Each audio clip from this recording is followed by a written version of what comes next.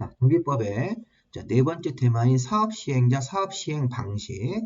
자, 우리 정비사업은 세 가지가 있었죠. 주거환경 개선, 재개발, 재건축 이렇게 나눠서 각각의 사업시행 방식, 사업시행 방법하고 사업시행자를 1차 시행자, 2차 시행자 이렇게 구별하는 문제입니다.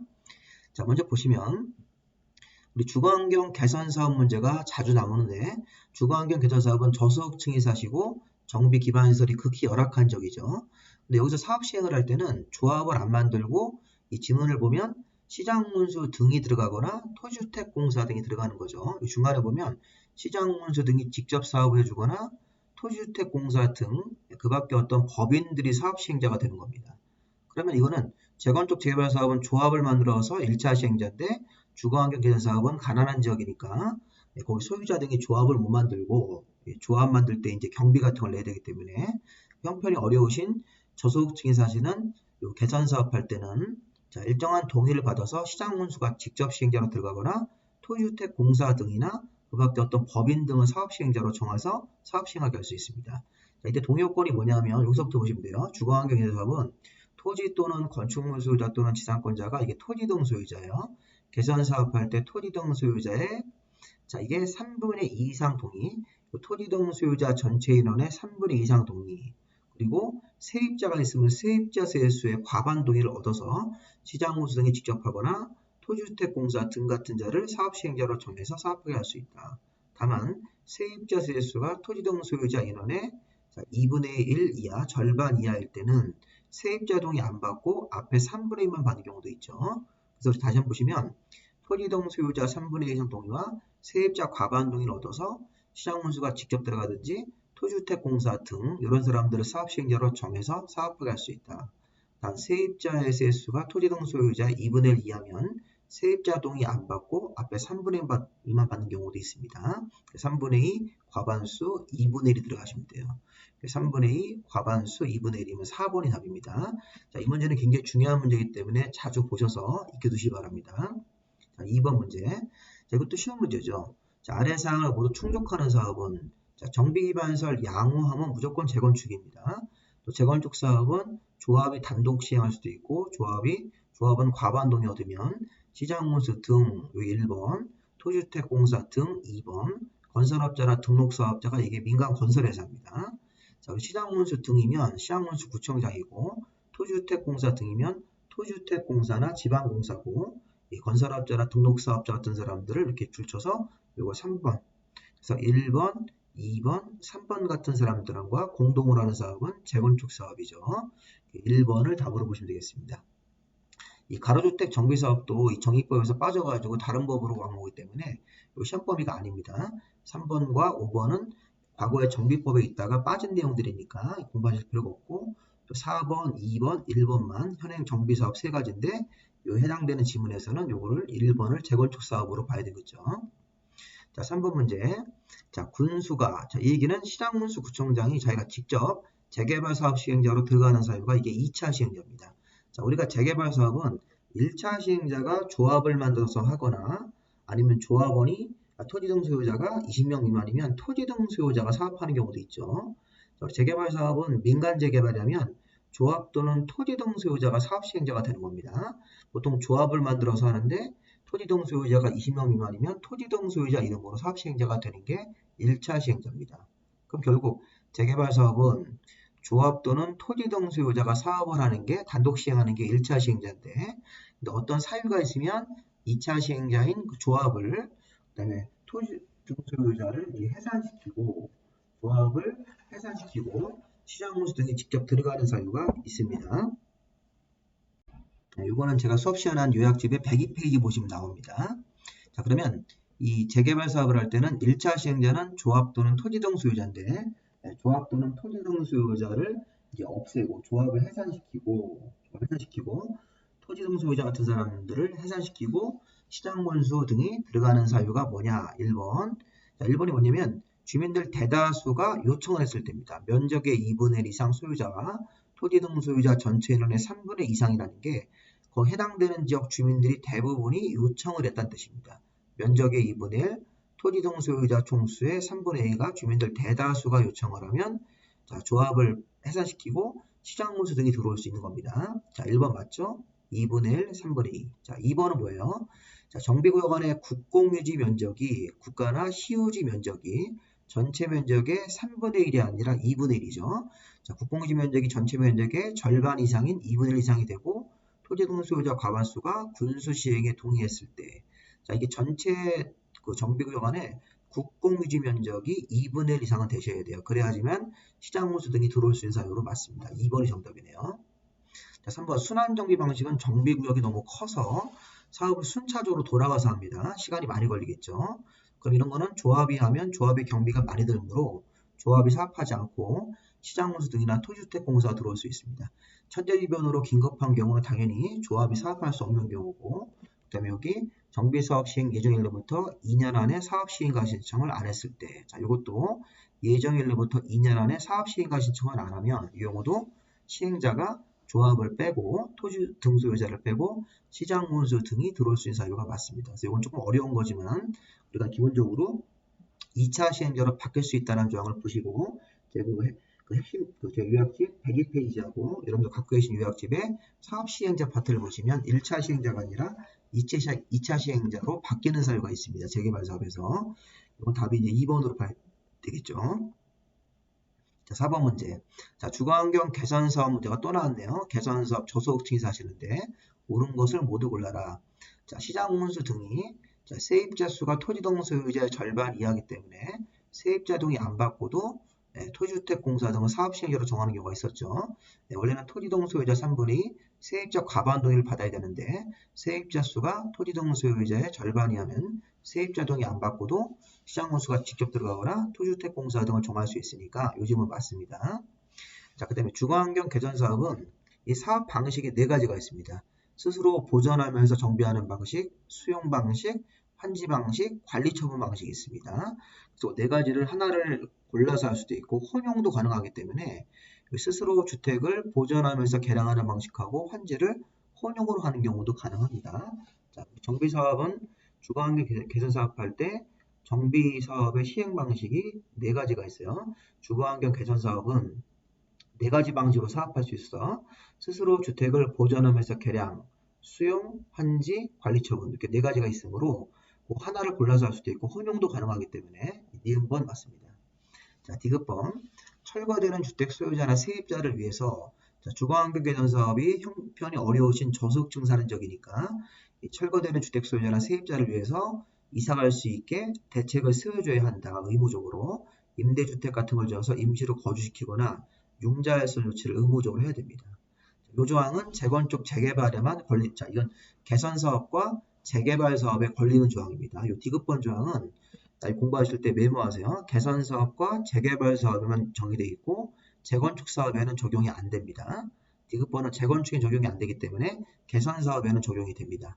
개선 사업과 재개발 사업에서 답이 이제 5번이 되겠죠. 그래서 이거는 기억 맞고 니은도 맞고 디귿번도 모두 맞습니다.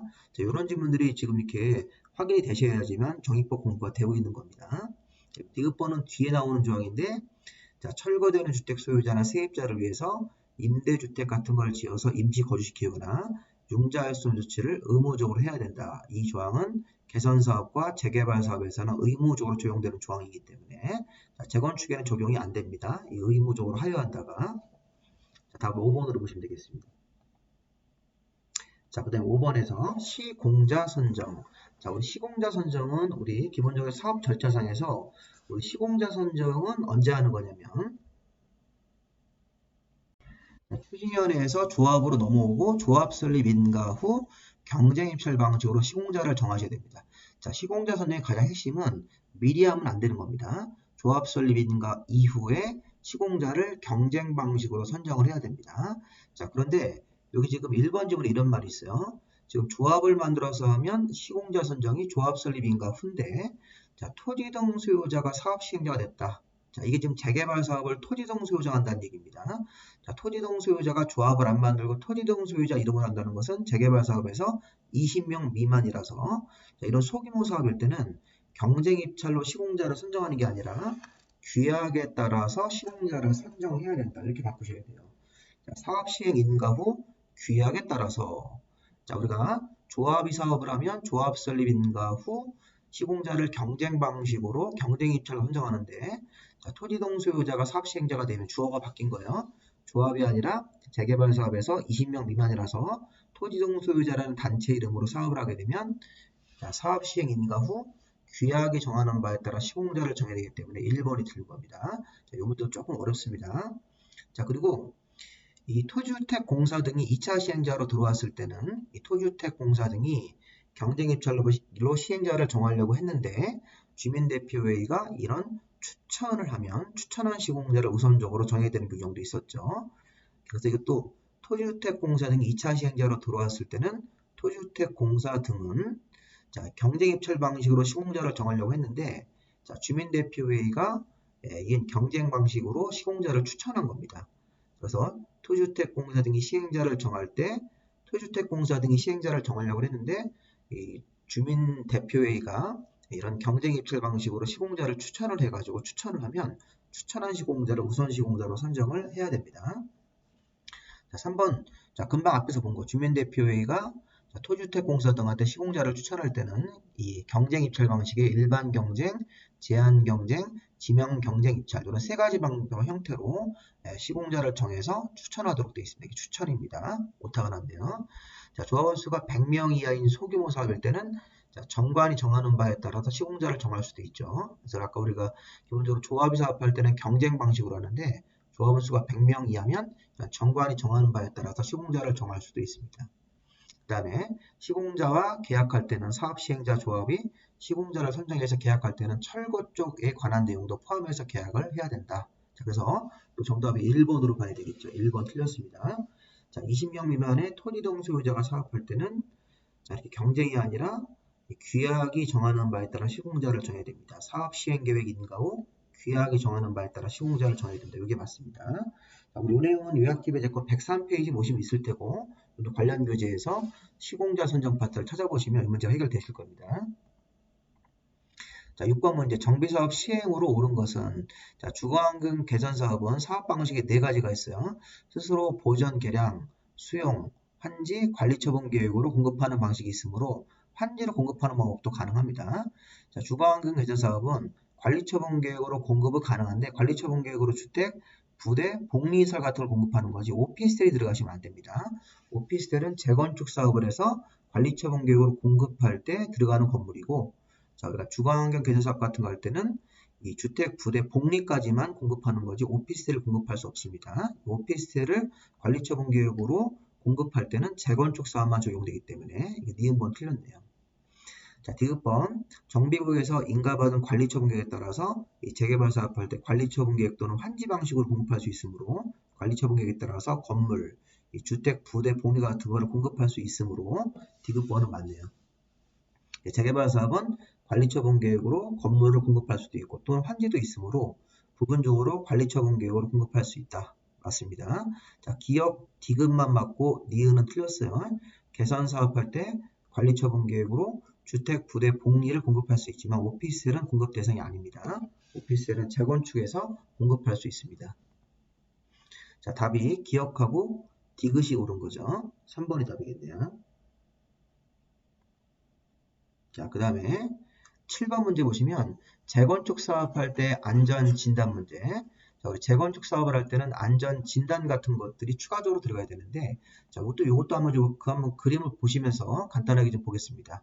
이 안전 진단은 그러니까 기본 계획에서 정비 계획의 입안으로 넘어갈 때, 아까 저기 정비 사업의 순서에서 기본 계획을 먼저 만들고 정비 계획을 입안해서 정비구역 지정으로 가야 되는 거죠.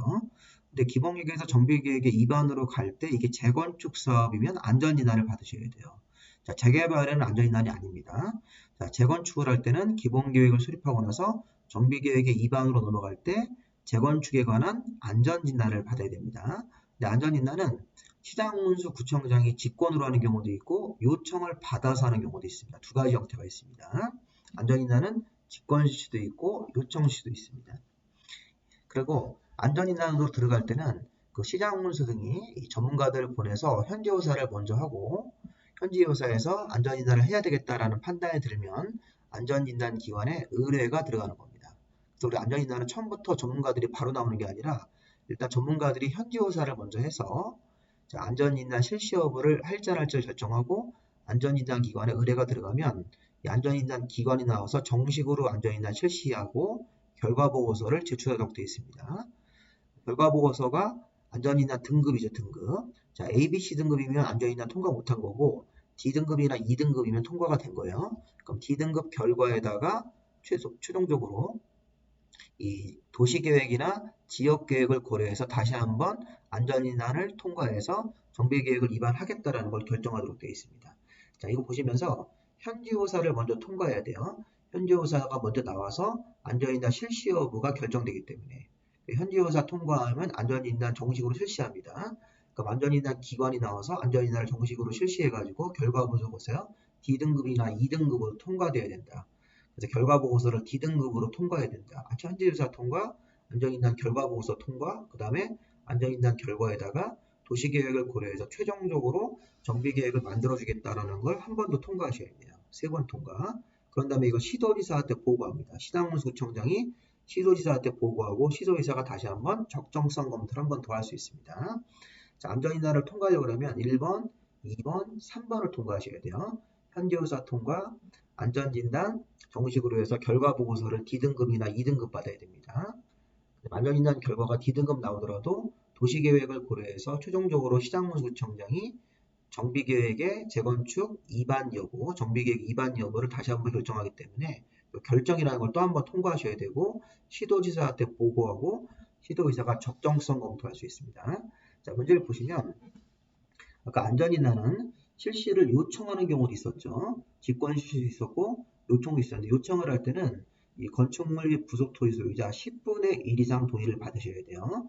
관련 교재 보시면 안전인단 실시를 직권으로 하지 않고 요청을 하는 사람들이 있다.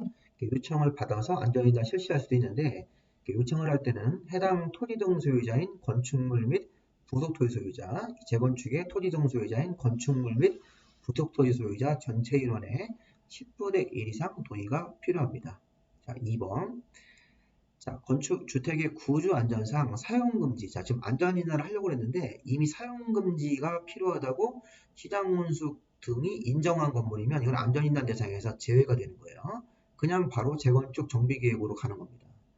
자, 지금 왜냐하면 사용 금지라고 이미 위험하다고 사용 위험해서 사용 금지라고 건물 외벽에다 갖다 붙였어요. 사용 금지가 필요하다고 시장문수가 이미 인정한 건물은 안전인단 같은 거 없이도 막바로 재건축 사업으로 갈 수 있다는 뜻입니다. 그래서 이게 안전인단 실시하지 않는 대상입니다. 안전인단 대상에서 제외된다. 이미 사용금지라고 발표가 나왔기 때문에 인정이 됐기 때문에 되고 10분의 1 요거는 사용금지가 필요하다고 이미 인정된 건물이므로 안전인단 안 받고도 바로 정비계획 위반으로 갈 수 있습니다. 자, 보시면 세 번째 보시면 자, 그 다음에 세 번째는, 자, 여기가 이제 시설안전공단이, 자, 요거 이름이 바뀌었죠. 요거 이제 우리, 그 당시에는 이게 시설안전공단인데, 이게 이름이 바뀌었습니다. 국토안전관리원으로. 그래서 국토안전관리원으로 바꿔서 요걸 해석하시면 돼요. 자, 국토안전관리원이라든가 한국건설기술연구원이 안전진단 기관이므로, 여기 한국시설안전공단을 국토안전관리원으로 바꿔가지고, 네, 이런 국토안전관리원이 안전진단하는 기관입니다. 3번이 맞습니다. 이거는 개정에서 이름이 바뀌었으니까 바꿔서 문제를 푸시 바랍니다. 자, 한국시설안전공단이 국토안전관리원으로 바뀌었습니다. 국토안전관리원이 안전인단 기관이므로 안전인단 실시 같은 거 할 수 있습니다. 자, 4번도 안전인단 대상에서 제외되는 건물입니다. 자, 이미 주택이 붕괴가 되어 있어요. 자, 안전인단을 좀 하려고 했는데 주택단지 안에 공동주택에서 이미 주택이 붕괴되어서 신속히 재건축이 필요하면 안전인단 대상에서 이거는 제외하셔야 되는 거죠. 그다음에 안전인단 비용은 시장문수 등이 부담하는 게 원칙이 아니라 안전인단 비용은 아까 직권으로 할 때는 정비기금이라는 걸 사용할 수 있습니다. 직권으로 안전인단을 시장문수 등이 실시해 줄 때는 정비기금을 사용할 수 있고 요청을 받아서 안전인단을 실시할 때는 요청자한테 비용을 부담시킬 수 있으므로 시장문수 구청장 같은 관청이 부담하는 게 아니에요. 이건 틀렸습니다. 그래서 보시면 자, 이 문제 같은 경우는 3번을 정답으로 보시고 이건 개정되면니까 이름을 좀 바꿔서 국토안전관리원, 국토안전관리원이 안전인단 실시할 수 있는 기관이 된다. 국토안전관리원, 한국건설기술연구원이라는 게 있으니까 3번을 고쳐서 맞는 답으로 보시면 되겠습니다. 자, 안전인단은 아까 직권으로 하는 경우도 있고 요청을 받아서 하는 경우도 있습니다. 안전인단은 기본계획을 만들어서 정비계획 위반으로 넘어갈 때 이때 안전인단이 실시됩니다. 그리고 안전인단은 반드시 재건축에만 있는 거예요. 재개발에는 없습니다. 재개발은 개선사업에는 없고 재건축에만 있습니다. 자, 안전인단을 통과해서 정비계획이 위반되려면 3개를 통과하셔야 돼요. 현지조사 통과해야 되고 안전인단을 정식으로 기관이 나와서 실시해가지고 결과보고서에서 D등급이나 2등급 받으셔서 통과해야 되고 안전인단 결과가 D등급 나오더라도 도시계획이나 지역계획을 고려해서 최종적으로 결정하기 때문에 도시계획이나 지역계획을 통과해서 안전인단 위반 여부가 결정돼야 된다. 요 3번째 통과. 시장군수구청장이 안전인단 정비계획 위반 통과해서 정비계획을 위반하자고 결정했으면 이거를 시도지사한테 통보하도록 되어 있습니다. 시도지사에게 보고하는 거죠. 자, 지금 안전인단 문제 하나 더 있는데, 자, 지금 안전인단은 틀린 걸 쳤습니다. 자, 보시면 재건축 정비계획의 수립 시기, 아까 정비계획을 만드는 시기가 도래했을 때 직권으로 하는 경우도 있고 요청을 받아서 하는 경우도 있으니까 정비계획의 수립 시기가 도래한 때, 이게 정비계획의 위반 시기랑 같은 말이에요. 정비계획의 위반 시기가 도래했을 때 안전인단을 실시하는 거 맞습니다. 직권으로 하는 경우도 있고 요청을 받아서 하는 경우도 있고. 자, 2번도요. 안전인단 대상에서 제외되는 건물입니다. 진입도로 같은 걸 만들기 위해서 불가피하게 정비구역에 포함된다. 그럼 진입도로를 만들기 위해서 불가피하게 정비구역에 포함된 땅에 있는 건물들은 안전인단 하지 않고 바로 그냥 재건축 사업에 정비계획 위반을 해서 정비계획을 만들어서 바로 철거 들어가는 겁니다. 자, 이거 안전인단 대상에서 제외할 수 있습니다. 그래서 이렇게 아까 우리가 좀 전에 앞에 문제에서도 안전인단 대상에서 제외되는 건물, 천재지변 나서 이미 붕괴가 된 건물들, 뭐 이런 것들, 진입도를 위해서 불가피하게 정비구역에 포함된 그런 건물들, 이런 것들은 안전인단 대상에서 제외가 되는 건물들이죠. 자, 그 다음에 아까 안전인단 절차에서 현지조사를 통과해서 자, 건축물의 구조 안전성, 노후도 이런 것들을 심사해서 안전인단 정식으로 할지 안 할지를 결정하게 되어 있죠. 현지조사를 통과해야 됩니다. 자, 그 다음에 4번의 시도지사는 아까 시도지사가 안전인단이 이제 통과가 되어서 여기 보시면 안전인단 결과보고서 D등급 나오고 D등급으로 통과돼서 도시계획을 고려해서 정비계획을 만들자, 재건축 정비계획을 만들자 이렇게 결정됐습니다. 그럼 시도지사에게 보고합니다. 그럼 시도지사가 여기 시도지사가 국토안전관리역을 맡게 되어 있느냐, 아까 개정된 걸 바꿨습니다. 국토안전관리원한테 적정성 검토를 의뢰할 수 있다. 맞습니다. 4번이 정답이네요. 자, 시장군수 구청장이 재건축 사업의 시행을 결정한 경우, 자, 이게 바로 정비계획의 위반을 결정한 경우입니다. 정비계획 위반을 결정했을 때는 이거를 시도지사한테 보고하는 거지 국토부 장관한테 제출하는 게 아닙니다. 자, 결과보고서를 시도지사에게 내는 거지 이거를 국토부 장관한테 제출하는 것은 아니니까 정답을 우리가 요거 4번으로 보시는 게 맞겠죠. 아, 틀린 거니까 5번이겠네, 5번. 재건축 같은 거 할 때는 이렇게 순서를 쭉 보시고 마지막에 정비계획의 위반 여부 결정이 재건축 시행에 대한 결정입니다. 그래서 시도지사한테 보고하도록 되어 있습니다. 그래서 정답을 5번으로 보시는 게 맞겠습니다. 자, 여기까지 마무리하시고 우리 다음 강의는 추진위원회와 정비사업 조합에 관한 문제 풀어보도록 하겠습니다. 여기까지 마무리하겠습니다.